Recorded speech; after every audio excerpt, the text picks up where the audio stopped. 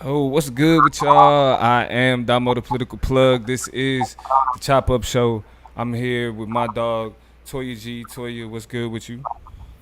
I'm chilling. I'm good. It's Saturday. It's a late night shift, so hopefully y'all are down to rock with us for just a little while. And if not, hopefully with the weekend, y'all got some time if you listening after the fact, or it can start your week off. It can really fall anywhere you need it to fall. You feel me? You Yeah. can catch it on the weekend. It can start your week off right. You can catch it midweek. It gets a little, But we about to talk about some stuff that's kind of pressing, so you might not want Yeah. to wake up. You know what I'm Yeah. saying? Yeah. But And I just say I'm happy to be here. I'm happy to be with y'all. yeah, I'm getting a little bit of feedback too, Toya. Okay, gotcha. Time down just a little bit. Yeah. But so we felt like this is a conversation we've been wanting to have with y'all, but you know how life is. So we taking the time out on our, our busy Saturdays. Me and Toya be out kicking it. We be in the streets like that. So we taking away from our time in the streets to actually come here and have these conversations with y'all. Yeah, because I don't be in it's no streets. extremely We don't be in no streets. We a little be bit, a little bit. You know what I'm saying? Shout out to Emmanuel. Shout out to Miss Ma'am what's for up? joining us. But so to get things started and really to get right into it, the important conversation that I feel like needs to happen is the conversation surrounding environmental racism. Because with a lot of the dialogue and the conversation associated with racism, we talk about shit like police brutality, right? We talk about the school to prison pipeline. We talk about the over policing. We talk about how black students get treated in school. It's a lot of conversations that we have about racism, but one of the few conversations, extremely important conversations that don't happen as much as they should, is the discussion of environmental racism. Now, environmental racism is described as policies and approaches towards environmentalism that exclude the conversation of how people of color and other marginalized people are uniquely impacted uh, by. Yeah, it's still picking it up right now. Uh, but uniquely impacted by certain approaches towards the government, right? And we gonna get into those statistics here soon. But what makes this conversation more important, what makes it more pressing, is we currently have a situation with somebody like Elon Musk, somebody who I think is a terrible person. We've talked about Elon Musk in the past. Other people who've seen me talk on social media has seen the conversations or heard the conversations that I've had about Elon Musk. And this is another reason why he's a terrible person. Right? What we about to discuss today is another reason why he don't deserve to get no pass. And so while Toya is getting everything with her taken care of, the first story I want us to get into today is how Elon Musk's XAI is currently being accused of polluting the black community. All right, so he has this supercomputer. We're seeing the impact of what that supercomputer is doing on this particular black community. But getting into it, Elon Musk, artificial intelligence company, is stirring controversy in Memphis, Tennessee. That's where he's building a massive supercomputer to power his company XAI. Community residents and environmental activists say that since the supercomputer was fired up last summer, it has become one of the biggest air polluters in this country. But some local officials have championed the billionaire, saying he is investing in Memphis. Toya, are you familiar with this story? Have you heard anything about it? What do you know? Because Elon Musk is always in the news, right? Whether it's Tesla stock or whatever else. But how much have you heard about him actively poisoning black communities? So I don't think that I have heard about him actively poisoning black communities. Here's an intersection that I feel like might be relevant here, though, is that I have been struggling with my use of AI, and the reason why is that I've been seeing a whole lot more posts about, ChatGPT and the way that it is just like overwhelming power grids, has the ability, like in over the next probably year, to shut down entire cities' power. It takes 3 bottles of water to cool it down. So if for every inquiry that you have, just like all these little random statistics about it, and I've been struggling with that because, to me, in my opinion, like you can holler about Chat GPT all you want to, but Google is AI with Gemini, Siri is AI. You know what I'm saying? Like it's a lot of artificial intelligence that we are surrounded by that is coming to and from these supercomputers. Right. So I think just my intersection on it is like I didn't know Elon was in the mix of it, of course. Now I'm sitting here like, of course, right?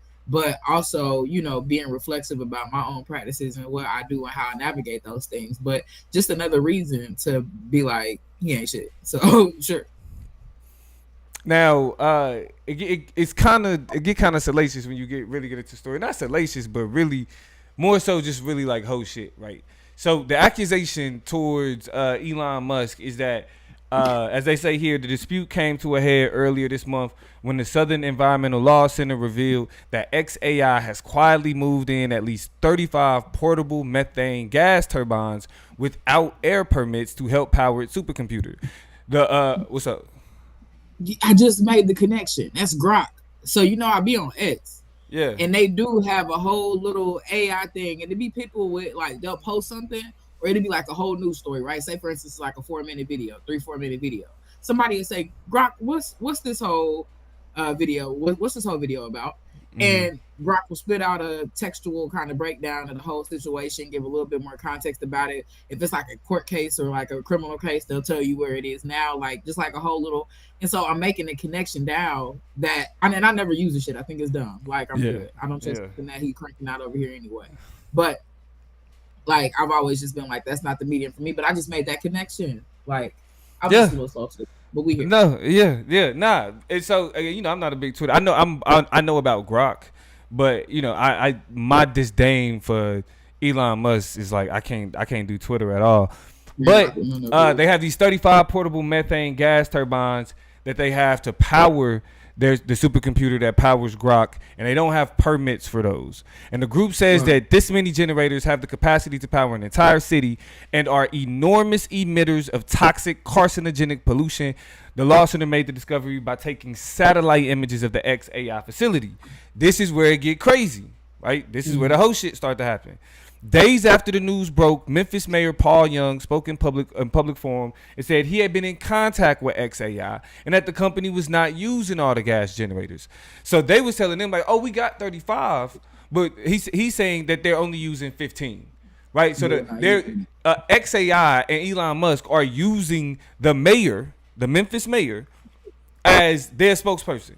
He's cutting for them in public, you know what I'm saying? And all he's supposed to be worried about his constituents, but here he is making excuses for this corporation.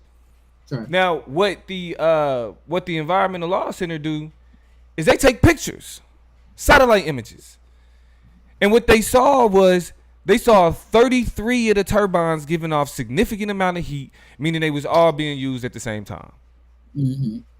So not only are they using them, they lying about it. Why are y'all lying? Because y'all doing some shit y'all not supposed to? Or what? Clearly, because if you being called out, you're supposed to have permits to have this shit. And as you're doing something illegal, the mayor is making excuses for you. That's crazy work. You on mute. And that's a different type of privilege.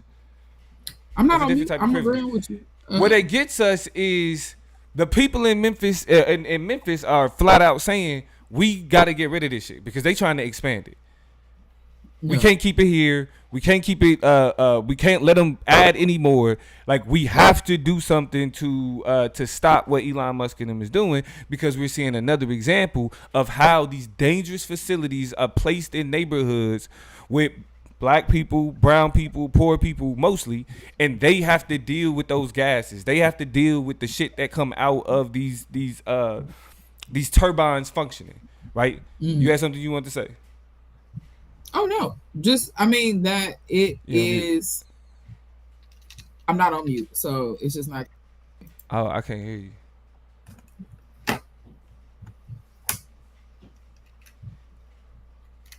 Y'all let me know if y'all can hear Toya or y'all let me know if it's me. Yeah.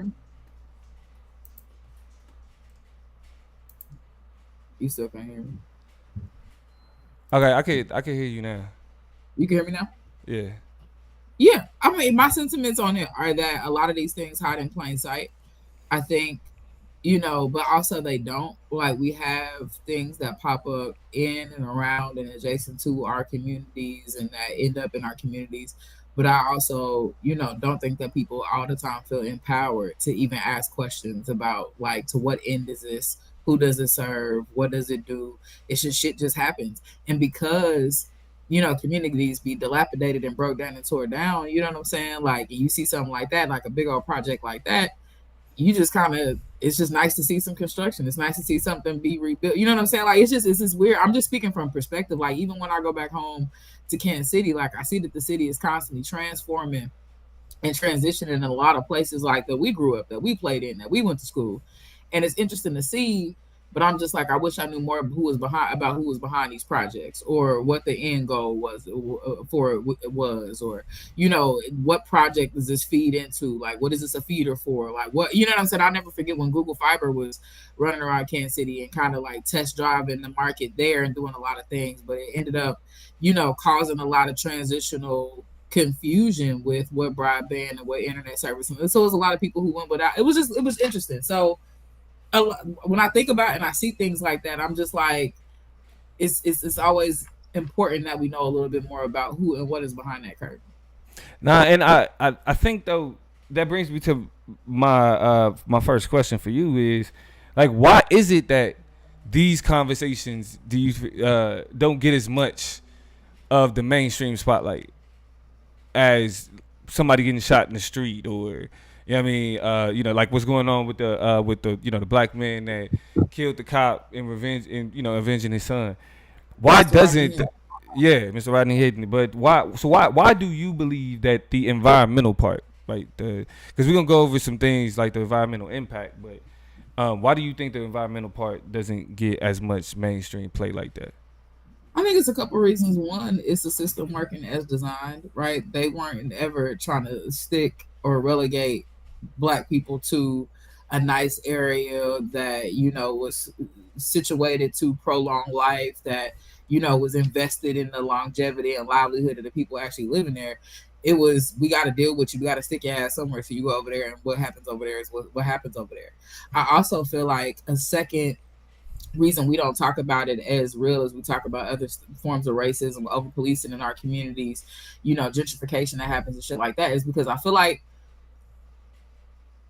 like black people in very urban communities don't feel like they have the power to influence any of that anyway. Like, think about it. When you think about, what I'm saying, you've been to my house. I stay 3 blocks away from the highway, from 71, which is the highway that they put smack dab in the middle through Kansas City, just like they did through a whole bunch of other urban epicenters where, what I'm saying, they broke up whole communities and neighborhoods because they just want to throw a highway in the middle of it to make it more convenient for the people who white flew out of those same communities to get Or through was it, to trying to get where they get want to back get. to downtown and have to skip over the Exactly. niggas. But you don't got to drive through and around no shit. So we're Yeah. gonna just chop it down.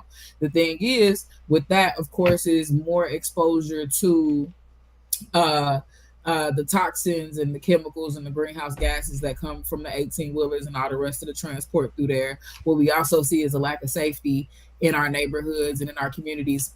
We used to have to cross the highway. You know what I'm saying? My brother and my sister went to Blenheim, which is just across the highway and across a couple, like a street. You know what I'm saying? Basically, and they was at school. Now you got a highway right there. It's a corner store over there. So whatever. People cross the highway trying to get over there. So now you got a threat. I don't know. I can't tell you how many people that got hit, how many wrecks that happened through there, all types of crazy shit. And so people feel powerless. How do I fight a highway? You know what I'm saying? Like, you got things like eminent domain, right? Yeah. This whole notion that systems and governments can come in and take property and land and flip it and dip it and do what they want to. They can try to buy you out. It's always interesting to see these little stories that we see about houses or people who refuse to move or refuse to sell. And so they had to put the highway around them or do something, whatever. But I feel like black people don't feel like they got that type of power. They don't got that type of motion. And a lot of times niggas do got to take the bread. You know what I'm saying? Like, you telling me you'll pay me, you don't think my house worth shit anyway, so you only gonna give me 60 racks, but you Yeah. already know I'm probably gonna see 60 I'm not gonna racks get and then nothing what it's worth. Yeah. you know what I'm saying? Like, and so yeah, I'm gonna take that. I'm gonna go ahead and move my ass and take my ass somewhere else, and that's the legacy of my family. That's the sustainable housing that I had, and now you know what I'm saying. I gotta go and be a part of the fray of people who already don't have a place to stay and pay these new. But it's a L I take Yeah. because you waving a check in my face, and so you know, environmental shifts, changes.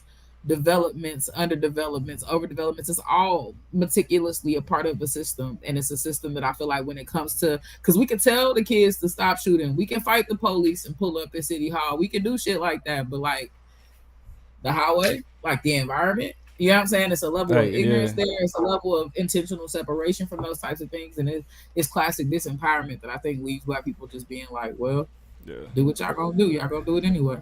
Yeah, and I mean, as we look closer about just even specifically what's happening in Memphis, right? They, as you see here, Memphis already has received an F from the American Lung Association for ozone pollution in 2025. This year, they've already received the F, right? They predominantly black communities are surrounded by industrial polluters like steel mills, oil refineries, and a TVA gas plant, and clearly more, right? So it's just Yeah. like all of the byproduct that goes into the air, the particulates and the carcinogens and all of that come from uh, like these different industries. Like black people are dealing with the consequences of that. Black people are dealing with the circumstances of that, and the fact that we have all of these conversations about what needs to happen to us, or what we need in order for us to be better, like to live longer lives, live healthier lives. They saying here, one of their communities, Boxtown, which is the neighborhood closest to the AI facility, already has a cancer risk that is 4 times higher than the national average, and they're adding more. So as just as an example of some of the impacts of environmental racism that we have to deal with, the air is probably the biggest and the most detrimental, because the amount of black people that have to deal with asthma is crazy.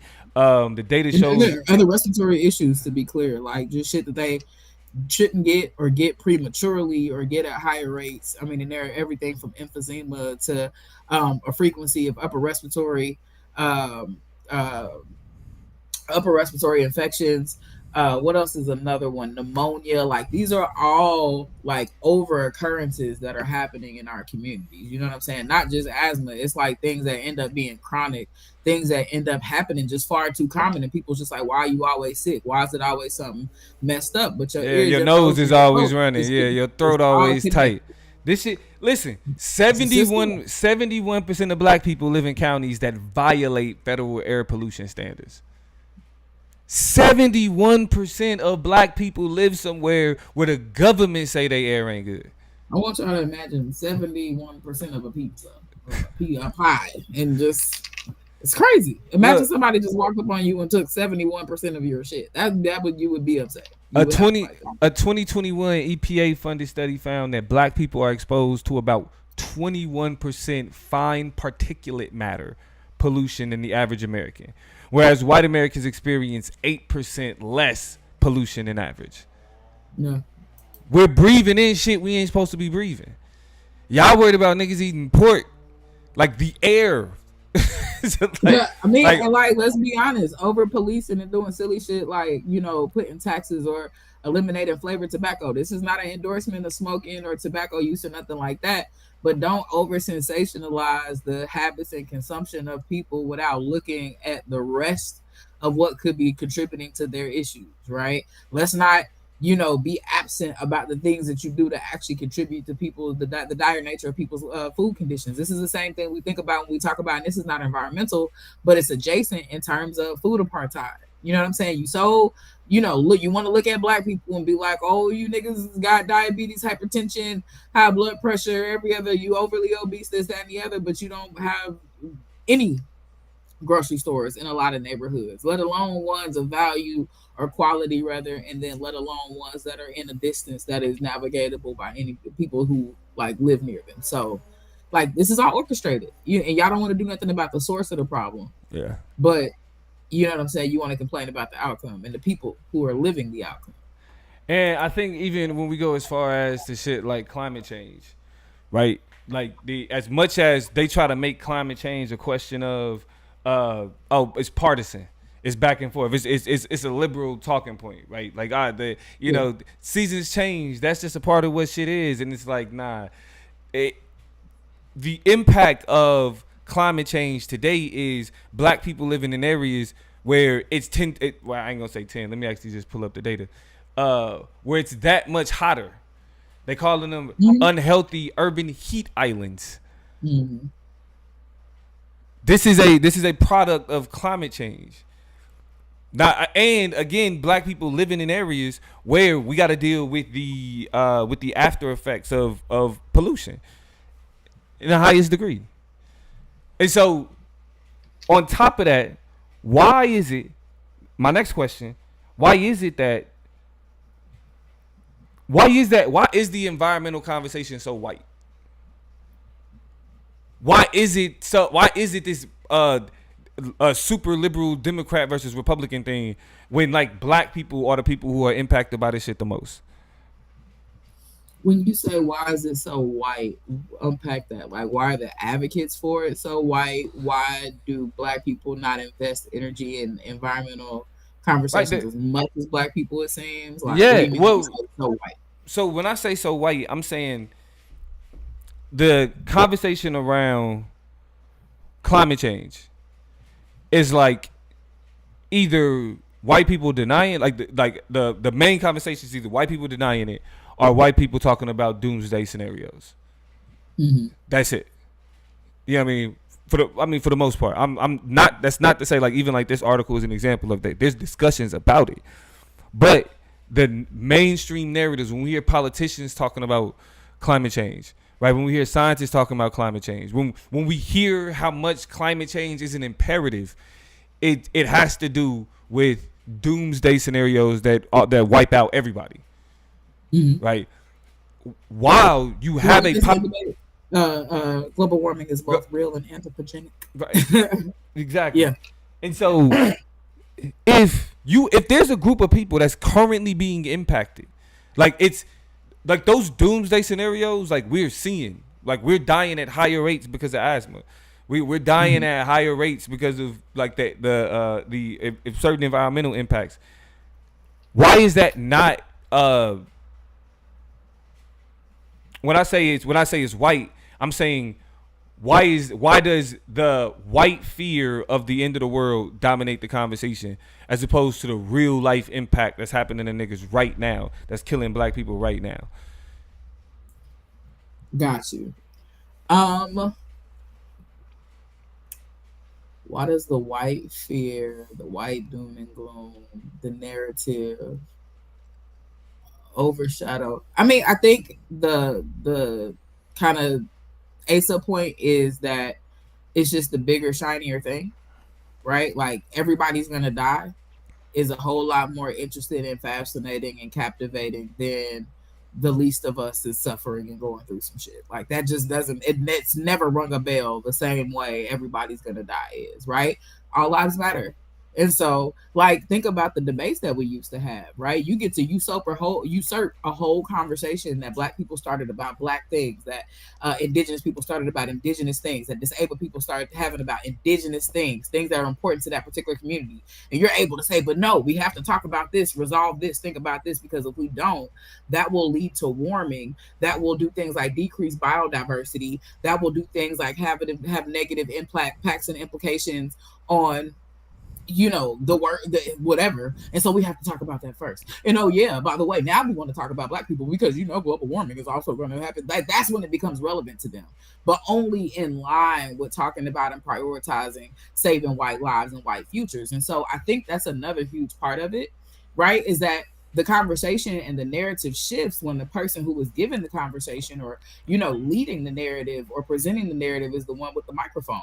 They recognize that white futures matter, that white lives matter. There's not an investment in black futures. There's not an investment in black lives. There's an investment in divesting from those lives. There's not, Yeah. a desire to protect them. And so if I'm not going to fix redlining, if I'm not going to grapple with over policing, if I'm not going to let shit like lack of access to healthy food, if I'm going to let,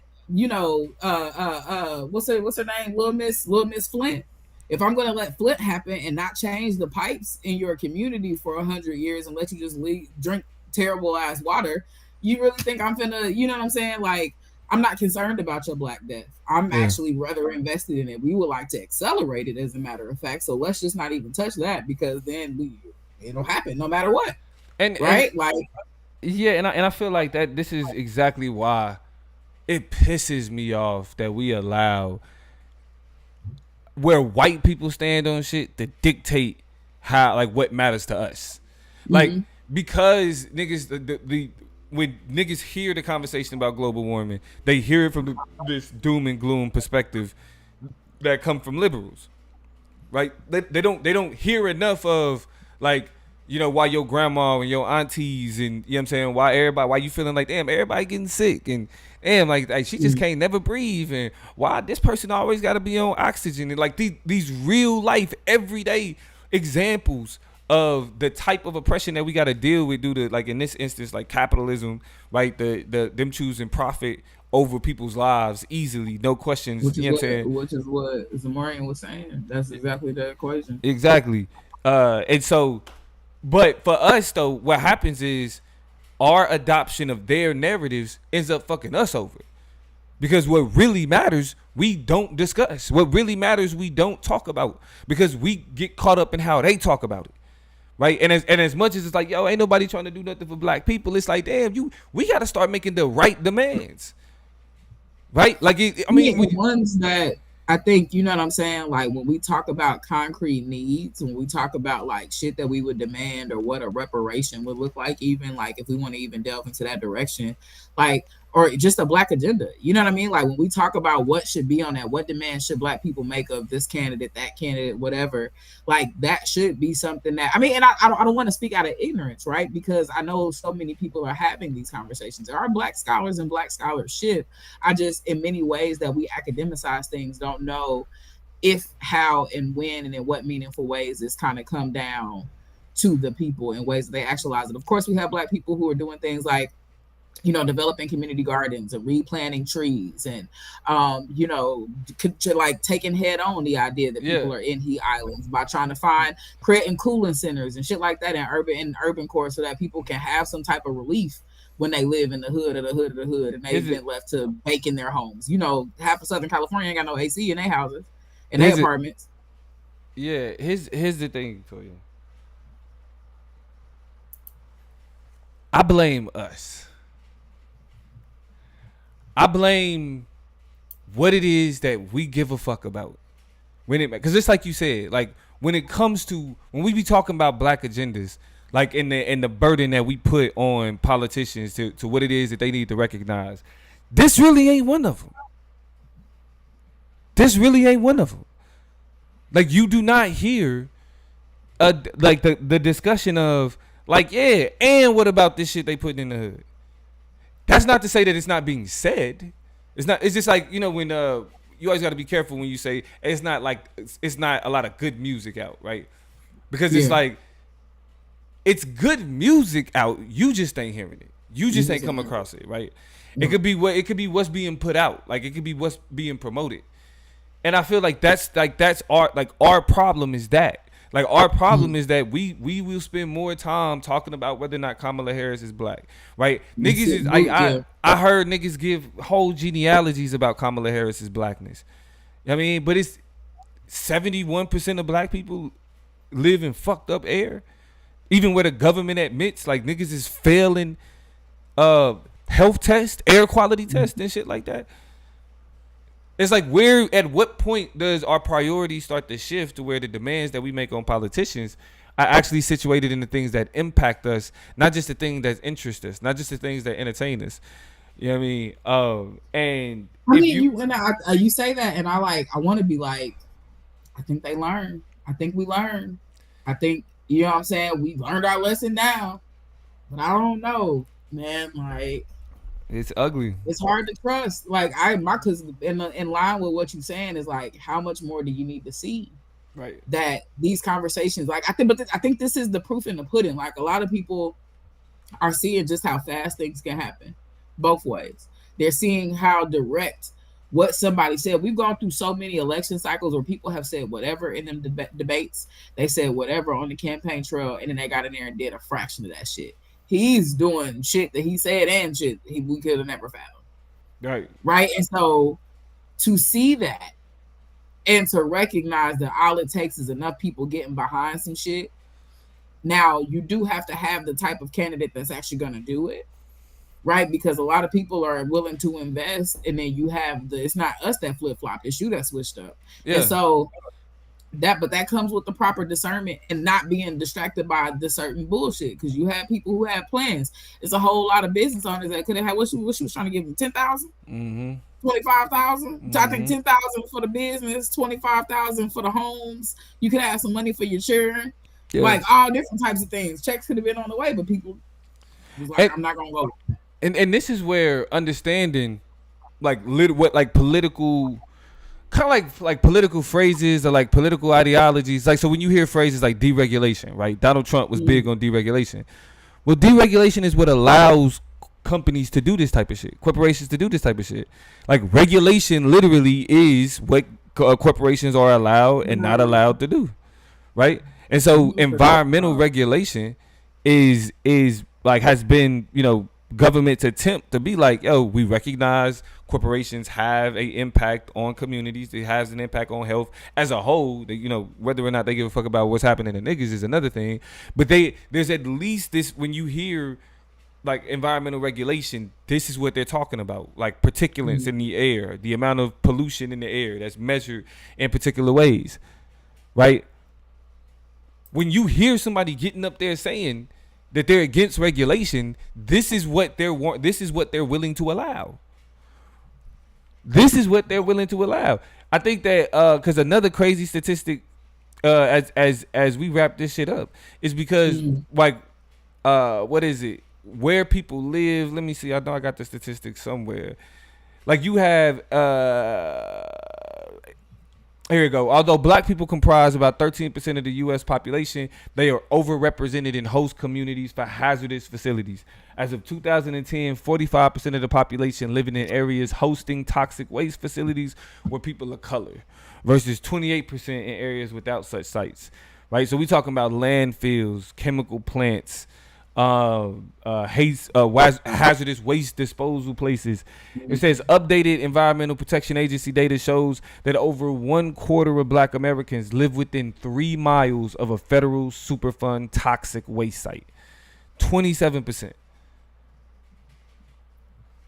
I want to say it's one in the city over near Swope, somewhere in the cuts. And I stay right on up there, so, or, I mean, my mama do. So, yeah. You know what I mean? So, it's this is this late night Saturday conversation. Nah, but I feel like it's definitely the type of conversation where it's like this type of shit matters.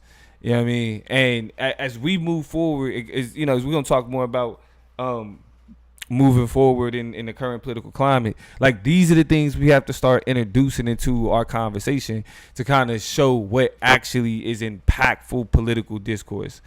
Right? We spend way too much time rambling about bullshit. Like we don't need liberal talking points about Doge to not fuck with Elon Musk. We do not need the question of whether or not he's cutting whatever services. Like, yeah, that's we have independent reasons to not want to fuck with him.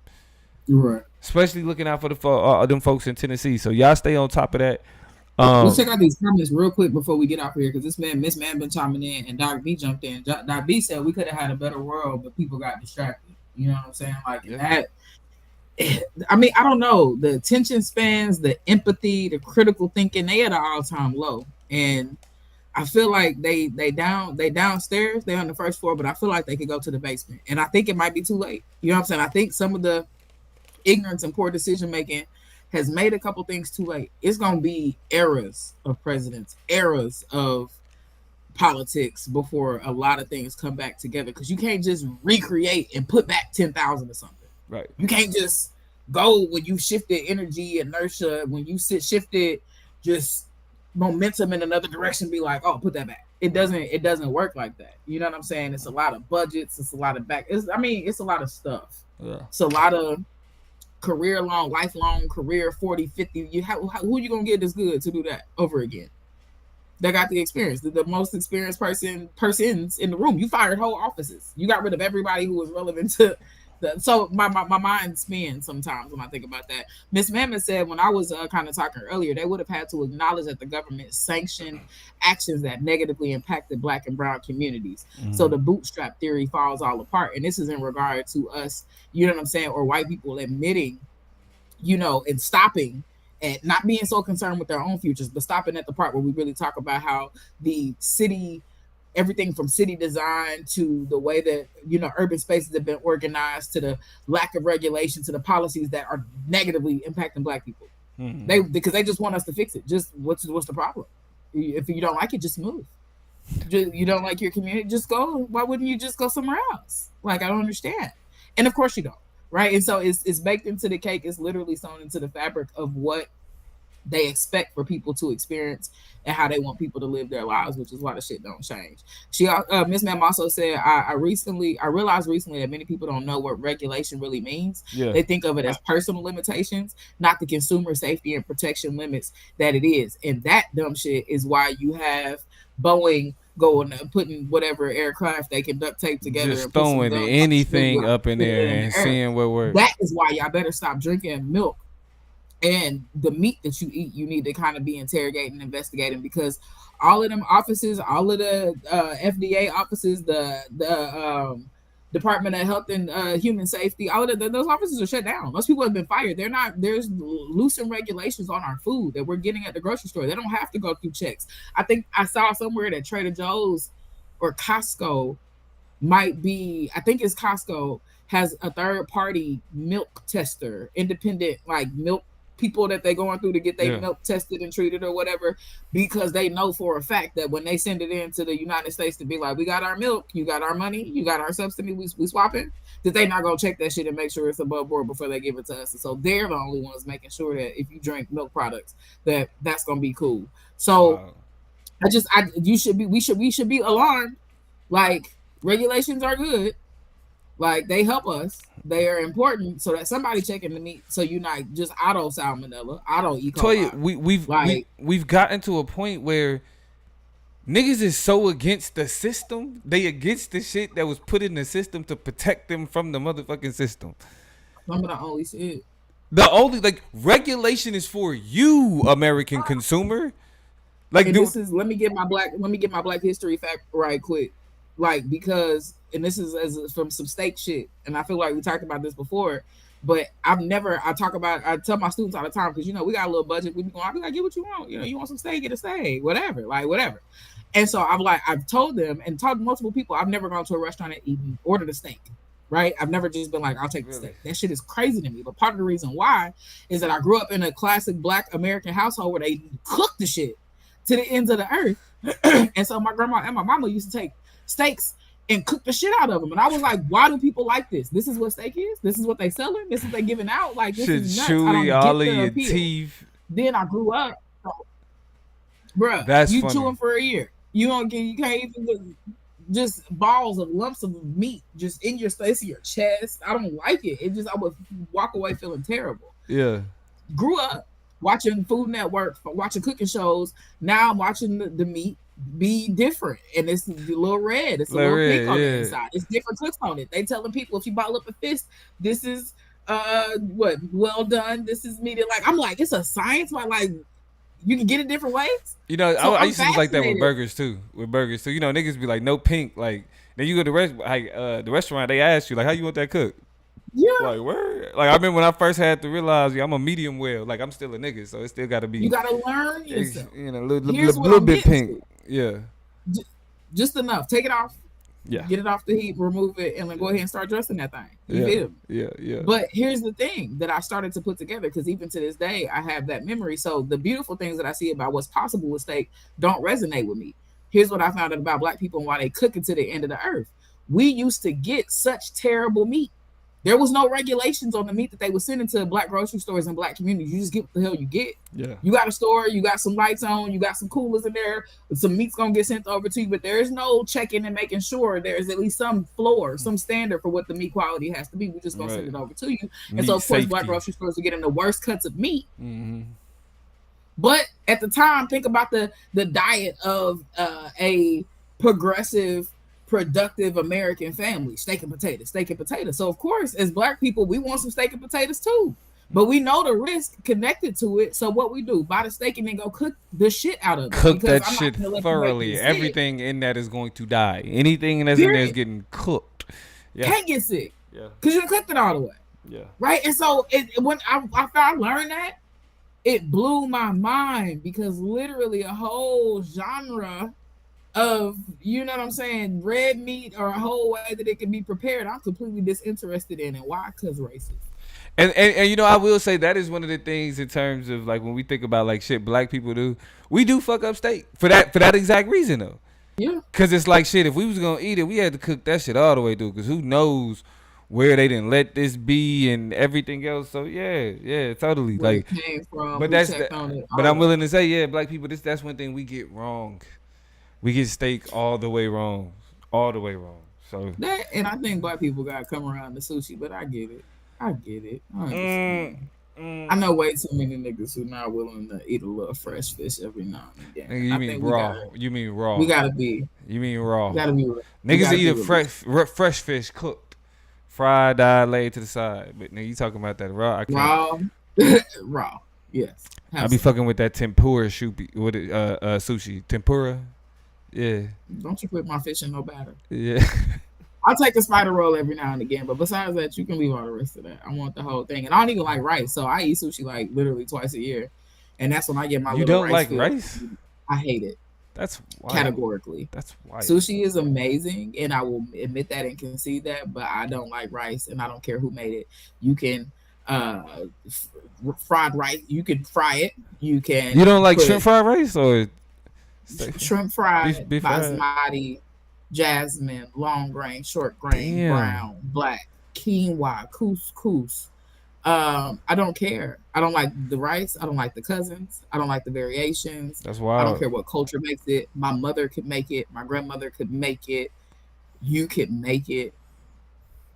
0 on pumpkin. No thank you. I don't want any. I'll eat my sushi, like I said, once or twice a year and go. I think the last time I had sushi might have been like December. Still good. I'm still good. Well, speaking of, we can go ahead and get into the next topic because your ass may not be able to get no rice here soon. So yeah, transitioning over. Go ahead, Toya. I'll let you go ahead and kick it off. Wicked times out here.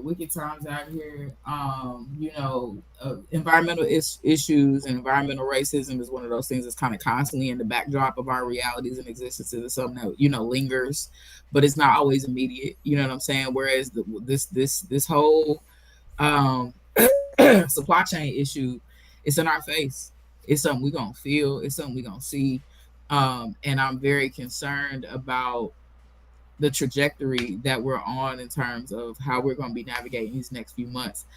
They said by the beginning of June it was about to be sparse, and today came down the pipeline from my favorite news source, Aaron Parnas, who is of TikTok fame and acclaim and is now killing it on Substack.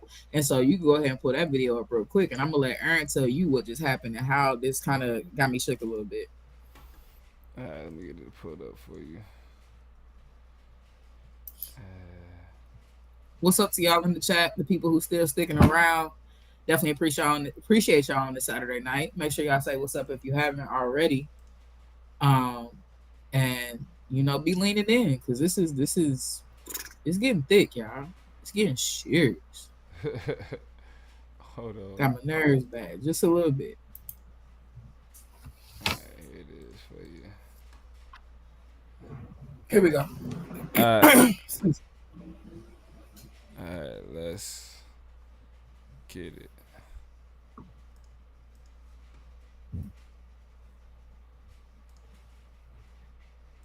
Major breaking news right now. Not a single ship has left China to come to the port of Los Angeles in the past 12 hours, according to latest reporting from CNN. And folks in Los Angeles at the ports have not seen this since the pandemic.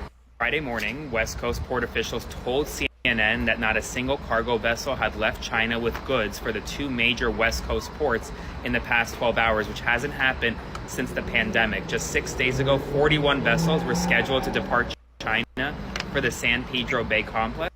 On Friday, yesterday, it was zero. And the CEO of the Port of Long Beach says that's a cause for alarm. We're now seeing numbers in excess of what we witnessed in the pandemic for cancellations and fewer vessel arrivals. Folks, this means that you may start seeing empty shelves soon in the United States of America once again. For the products that we do have, the price is going to rise because of the supply chain crisis caused by the tariffs. I'll provide you more updates as we get more information, so be sure to spread the word and follow along for all the news you need to know about. More to come. Now, that got my nerves bad.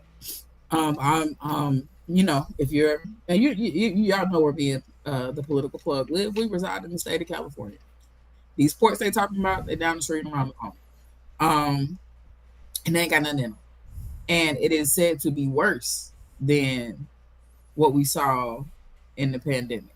And it wasn't looking great in the demi. Like it was weird. I saw the shelves looking light. I never pulled up and it was nothing there. I definitely, some of my favorite products, some of my favorite items, like, damn, I ain't got no more yet. All right, we be back. All right, we still. And then eventually it popped up.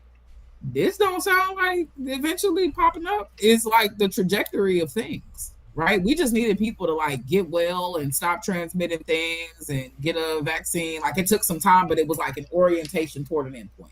Yeah. Right? Yeah. I don't know what the orientation toward the end point is for this. I feel like we're at the very, very beginning of some craziness, and I don't know what the end looks like. So I say that to say I want to know in the comments. I want to know from the plug, like, what goes on in your mind when you hear that? Like, we kind of been hearing it. But like literally, they didn't leave China. Nothing's coming. There's no intentions of none left China. China big. United States big. A lot of shit being sent from one, just logically, intuitively. I don't even need numbers and figures. I just big, sending, swapping. It's a big operation. Yeah. Knowing that that's not happening at all. Where you headed? Yeah, I think it's I mean, I'm toting the fine line between fear mongering and recognizing reality. Right, because on one hand, I do feel like it is, especially when it comes to anything that got to do with Trump, like it's like end of the world scenarios. But we see the impact of Trump economic policy, like we're living it, we're witnessing it, and it's like niggas is acting like these grocery prices ain't going up, like not even grocery price, the prices for everything ain't going up, like we're acting like the consumer doesn't pay the cost of the tariff. We're acting like tariffs are it's still cheaper to pay the tariffs as opposed to bringing your operations back to the United States. You feel me? It's like, so as much as it's like, sometimes things can get very Armageddon-ish, end of the world-ish. I think that what's happened is we're starting to see the result though of the pot, the frog in the boiling pot. Like we're now at a place where these are like terrible scenarios. These are worst case scenarios. But we've been boiling in the pot so damn long, getting people to understand this shit is getting hotter is hard because we boiling already. Yeah. You know what I mean? And so it's like during the time when we had the chance to jump out, we was already so caught up in every other conversation like we spoke about in the last topic that now when it's like, or now really when there's nothing you can do, like if we wanted to avoid this, we had to think about this during an election. You feel me? Like if we wanted to avoid this type of like us having to pay more price, like more for shit and everything else, we had to put in that work beforehand. And I feel that the problem is that now we at a point where we got to kind of ride this shit out. Like niggas got a penny pinch. Like Trump is on there giving, telling people, what they should and shouldn't be buying as a way to kind of, make excuses for like, nigga, it's your fault that everything costs more. You know what I mean?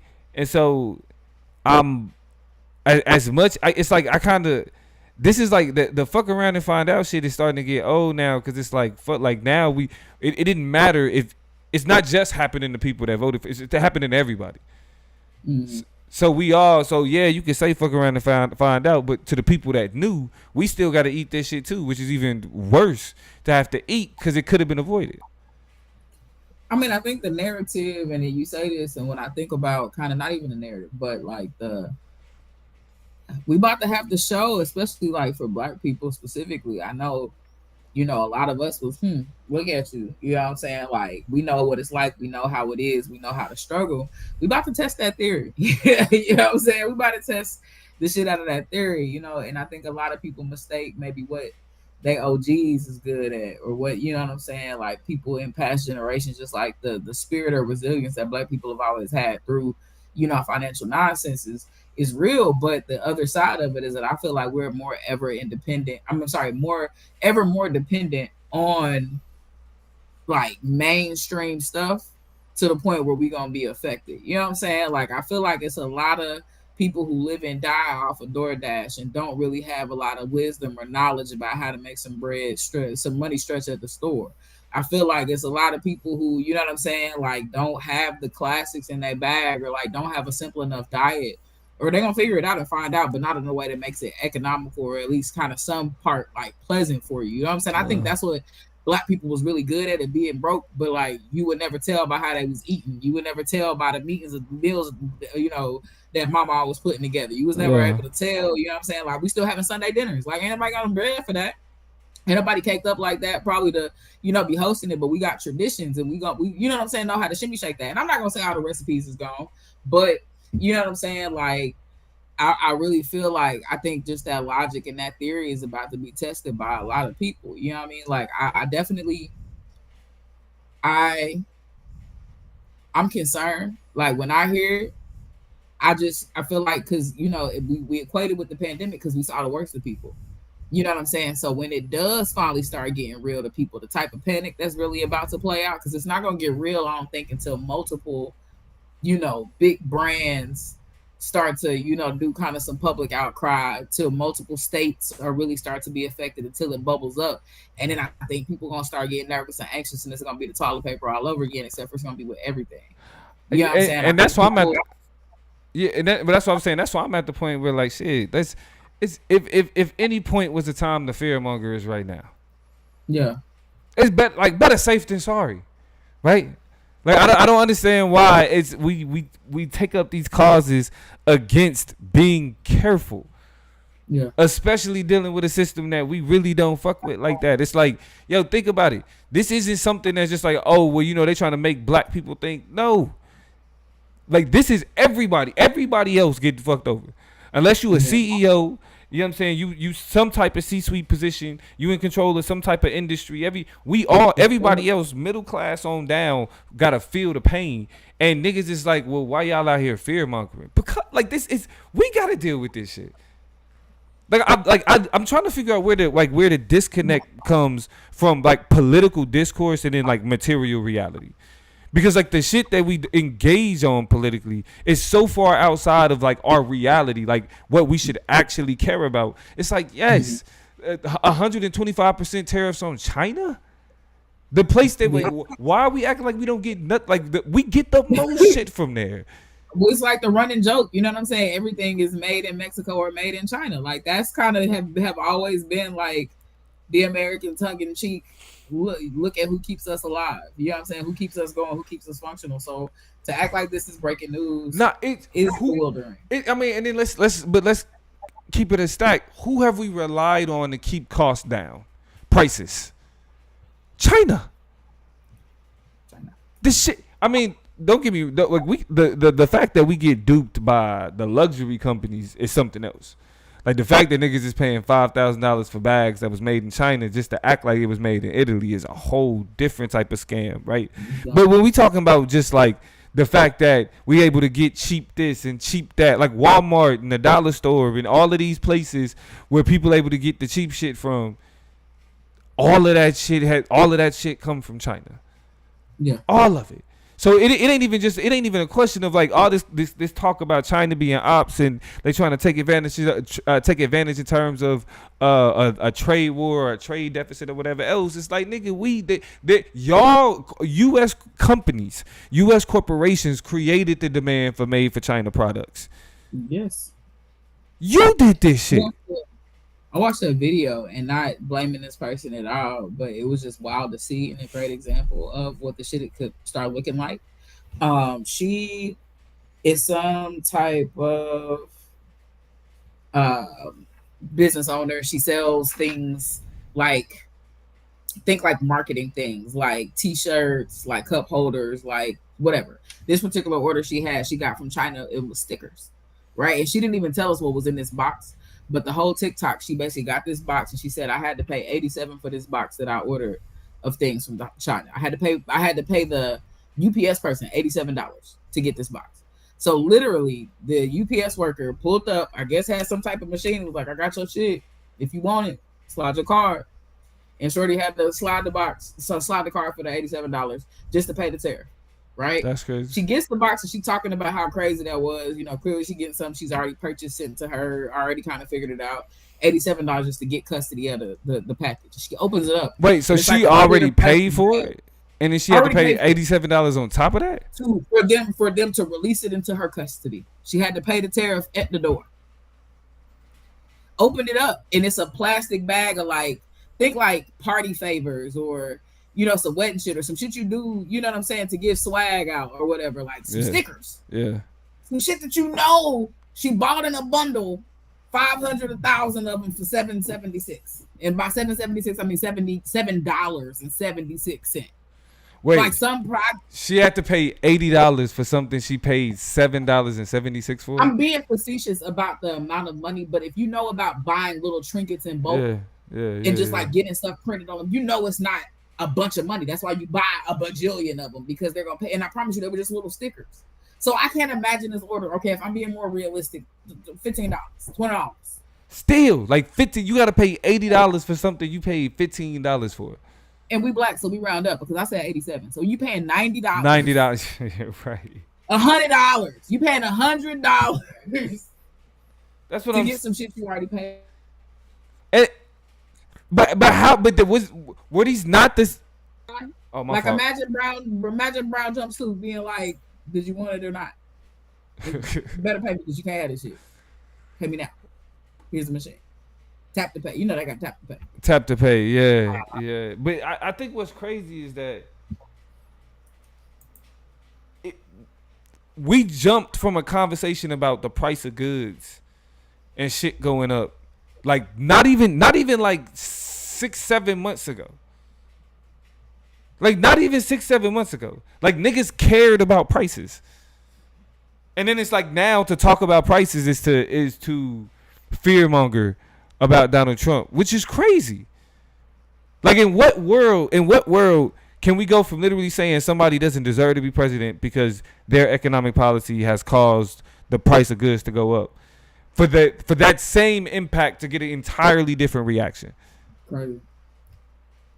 That's why I don't know. I got a side eye for everybody because I'm just like, what level of delusion are you operating in? Like, it's hard to say. You would think some people would have the insight, the forethought, the ability to see through bullshit, and then here we are, and you have these weird perceptions of reality, or you're completely disconnected. You don't think these are important things to be talking about. And I think that's really what the worst of it is. Is people just not abreast to what's happening. They just waiting for shit to happen to them. They just waiting to go to the store and the shit that they really, really need not be there. And I think that's a wild position to be in. At the same time, it's like, what do you do? I want to acknowledge these comments because they've been rolling in. Ms. Ma'am said American exceptionalism is the water we've been boiling in. So when you was talking about how, the chickens have come home to roost, like it is that idea that it could never happen to us. It will never happen to America. That we'll never be in this weird ass position. That these types of things don't happen. And so, you sit up here and you don't take people like him serious. And then this is what we get. And that's because you feel like there's something uniquely special about the inner workings of this country that protect us or protect you from some bullshit. And it just really, it does not. Out of the cat's out the bag. Yeah. I think that's a lesson that people are learning now more than ever. It's like, no, like, it's not just the people that they tell you to hate. You get fucked over too, poor white person. Yeah. You get that middle smoke class too. White person. Yeah. Your money. Middle class white person. Oh yeah. You're not so separate from me when it comes down to it, sweetheart. We pissed about the same shit. We feeling the pinch, together. And you make this and you make that, and so you think we just so different, and you just got so much more. But when it's all in the grander scheme of things, they group us together. They see us as the same. The They don't impact give is a the shit about same us either. regardless. Yeah. Who Other else? comments. Our radio said was good. Definitely great to have you in here. Greetings to both of us. Pure Black was popping with you. Melodious is in here from Estonia. I'm not even gonna hold you, plug. Can I be honest real quick? Go ahead. You know what I'm saying? Because we both working on multiple college degrees. We out here educated, living life, professionals, intelligent people. I Don't know could where not point Estonia is. out Estonia on the map. It's over there somewhere. But to say I could just pull up on Estonia, I'm lying. Yeah. So Melodious, you blessing our lives and our hearts right now, tapping in from all the way over there. And we definitely are just grateful, you know what I'm saying, that you in the mix with us. Avenge the Ancestors was good. I'm always appreciative of the love. Thank you so much for popping in here and rocking with us. It's definitely a blessing to have you in the mix.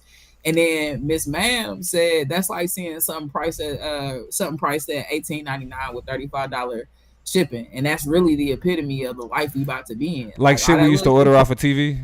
Remember Yeah. they be like dial the 800 number, and you can get 2 sets for $15.99, but you got to pay for shipping for both of them. Baby. For both of them, like yeah. But this what pissed me off about fucking Jeff Bezos being a hoe. Like, nigga, stand on principle. If your shit finna go up and you know your prices finna go up, y'all know he was about to put on the website like your price would have been with the tariffs is this, and he hold out of it, made a commitment, told people he was gonna do that shit, and by the end of the day, saw a report that said he had a conversation with Donald Trump and decided to change course of action. Like he hold you, he got you on the phone call, he got you in a private room, and just checked your shit, bum rush you. You are. I mean, really, Donald fine. Trump probably gave that nigga some type of access, gave him some type of permission to do some shit. And, it's the president of the United States. Like, yeah, Connect but with the NSA, it was like you can have all American all type of Amazon it's some type of sucker shit. It's some type of quid pro quo that come from that type of shit. But yeah, I mean, we can't expect, like, he was at his inauguration. So you can't expect, somebody like Jeff Bezos to be I don't expect, but like, I mean, my thing is like, be your own person in the bullshit. Like, be about the bread, be about that money, be what them kids say, be about that money on. But at the same time, stand on business. He playing with your money. He playing with you. Like, cool, you was with him when he was in. I know, understand that business don't work like that, and if we buddies this, that, and the other. But if you have the nerve to wake up that morning and be like, this is bullshit, I'm about to have a commitment to my consumers so they know who I am and who I'm not, stand on that shit. If not, you shouldn't ever even put it out there in the water that you was willing to have a spawn. You know what I'm saying? Because like, I don't respect you. Like, yeah. I just, like, that pisses me off. And I mean, I hate the way monopolies work, because they integrate themselves and embed themselves in your life and your existence to where you feel like you got to. But this why he ain't deserve that credit. No way. Because at the end of the day, you ain't had to jack up the prices. Y'all could just eat the tariff costs. Exactly. You don't have to pass it to consumers. Come on, bro. That's the reality of it. Niggas, that's too much like right. That what? Too much like right. Too much like right. Like, what do you mean? Like, we got to tell y'all how much more expensive it is because of Donald Trump. No, because of you, nigga. You could eat that. You could eat it. I mean, would it cut in the profit a little bit? Will it not be record setting? Nah, you may not see record setting profit, but I'm gonna tell you what's disgusting too, and we've been peeping this shit since COVID, and I feel like this is kind of along with what Miss Ma'am is saying. Miss Ma'am said, I saw a vid from Bell at the 5th column. She said it will wake people up, but people would also demand prices to drop, and that's not good for corporate greed standards. And when you say that, I think about the reality that once prices go up, them shit's not gonna go back down. We are price locked into the bullshit. Everything that this created, why would I, as a producer of a good, be like, shit cool now? Let me go ahead and take them back down to the old price. Nah, you gonna pay this shit. And you liked it or whatever. I mean, and I guess there'll probably be a lot of, as things cool off or, things regulate themselves over time, it's gonna be a lot of deals and a lot of, shit to bring people back to the table. But they not finna reconfigure the system because they already figured out the bag is to be had. So, like, I think that's the fucked up thing about it. Like, I don't mind people making bread, but that's an example of an ethical decision you can make that people who are wrapped up in capitalist mindsets wouldn't necessarily make. Like, The block got hot. You had to dig a little deeper. You passed the cost on to your consumers. Chain reactions. That's scientific. You know what I'm saying? Like, not so mind blowing. What's fucked is when you're not willing to walk some shit back and recognize when the dust has settled on some things and where you can live a reasonable lifestyle. This is why I commend. It's the last thing I'll say. I feel like it's Costco. You know what I'm saying? In the way that they pay their employees and insure them and make sure they get their appropriate benefits and shit like that. They've been legacy as a corporation who cut and went against the grain because Mans was just like, I probably don't need another mansion. I don't need another car. I don't need another, you know what I'm saying? Like my grandkids, good. Gucci. I still buying, I'm still selling. We're gonna be cool. I can pay for you to go to the doctor. I can pay to not, you know what I'm saying? Like I can eat some of that. I can take the hit on some of that because I know I'm gonna get the best version of you coming to the job that I need to, you know what I'm saying, keep up and operating and moving anyway. Yeah. Like that just makes so much sense to me. Yeah, which I mean, because again, we in a situation where there's no incentive for that. Like the issue with capitalism is like that appetite that can't be satiated. Like it no. Like it's you always gonna want more. You always gonna be hungry. Like enough is never enough. People like Elon Musk and Jeff Bezos, these people have more money that they can spend in a lifetime. They don't have to do nothing else but wake up. They don't have to do nothing else but wake up the rest of their life. And everything. Every time I think about them, I think about the difference between a million and a billion. And that's when I really get fucked up. Yeah. If you think a million and a billion is this far apart, you out your mind. Yeah. Like, yeah, so, and these people have billions. We're not even talking about millions of dollars. We're talking about multi-billions of dollars. Right. Like but the same way $1 and $100 is just not the same. And look, right? It's just like a lot of space in between them. When you think about the duplicitous ways that things, or I'm sorry, that's not the right math. The exponential ways that math works. Yeah. When you see the different ways growth. That $1 billion flip and flow to turn into $1 billion, it'll make you want to scream. Yeah, and it's like we've accepted the fact that like even niggas that be breaking it down, like tariffs get passed off to the consumer, like niggas be breaking it down, like and we just accept that, like that's just okay. You feel me? Like that's the conversation about greed is the conversation we'll never get to because we too caught up in Democrat versus Republican. Yeah. We too caught up in is Donald Trump racist or is white people racist or should black people be conservatives and should we still be friends if we disagree politically? Like these are the conversations that we get so caught up in having that the conversation of corporate greed gets completely put on the back burner. Similar to the conversation of the environment. Like the fact that we're sitting here watching people hoard wealth at gratuitous rates. You know what I'm saying? Just to turn around and bicker with each other about like trivial shit. But we know it's Saturday still. I mean, for some of y'all, for some of y'all it's Sunday morning. Yeah, but out here on the West Coast, SoCal, it's still Saturday. So for those who can still kick it, y'all go ahead and do y'all thing. Melodious, he said it's the morning. Hope you enjoying your breakfast, family. Toya, any last words before we close this thing on out? No last thoughts, just to, keep your head on swivel, keep your ear to the ground, make sure, apparently a lot of people saying, don't go into panic mode, but go get 2 of them, get 3 of them, you know what I'm saying? Like, you got a favorite condiment, get the big bottle, like little shit like that'll keep you from running, back and forth up in there. Don't sleep on what Dollar Tree got for you. A lot of people were saying things like your cleaning products, your some of your toiletries, some of your household goods, things that we already get, but also not like pre-made meals, not a lot of like shelf-stable meals. You don't really want that. I mean, unless they're good for you, but it depends on how you're trying to eat in the struggle. You know what I'm saying? So you don't want a whole bunch of sodium. You don't want a lot of that type of thing, but you do want to have like some frozen vegetables and frozen fruit, which they tend to have, which are more shelf stable. You can put them up and they're not like the fresh stuff you might usually eat, but they still just as good. Canned goods and things like that. Tuna cans and tuna packets. I eat a can of tuna pretty much every day during the week because I throw them in a salad. But they had a little packets with a whole bunch of different flavors on them at my local Dollar Tree. This, that, and the other, like little stuff that you can tuck and put away that has like some good nutrition, some good protein for you, some things that can kind of supplement some of the stuff that you would probably want to go get, but that might be too expensive. And that you can just have frozen or in a can, it's just as good. So just like the things that, just be planning, be thinking. That's definitely my wheels is turning for sure. Survive, niggas.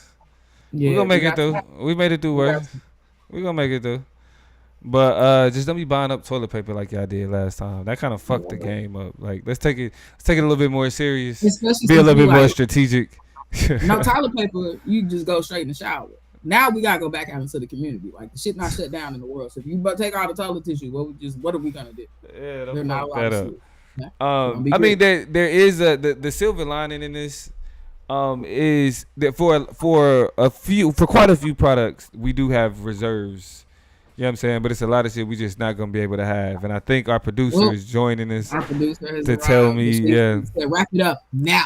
What's up? Emmanuel, thank you for What's the up, love. Manson? Said great show. We definitely great for you. On the way out, if you You didn't wanna say bye? hit that thumb real quick. You know we love y'all. We pop on here as much as we can. Summertime coming, so that can mean a litany of things. But just hit the bell and you never have to wonder. Bye. You know? Bye. Good evening. It's great to see you again. We love y'all. Plug, hit that button so we can get out these people. What? Good night. All right, y'all be easy. This is Chop Up. We'll see y'all next time. Bye, Huey.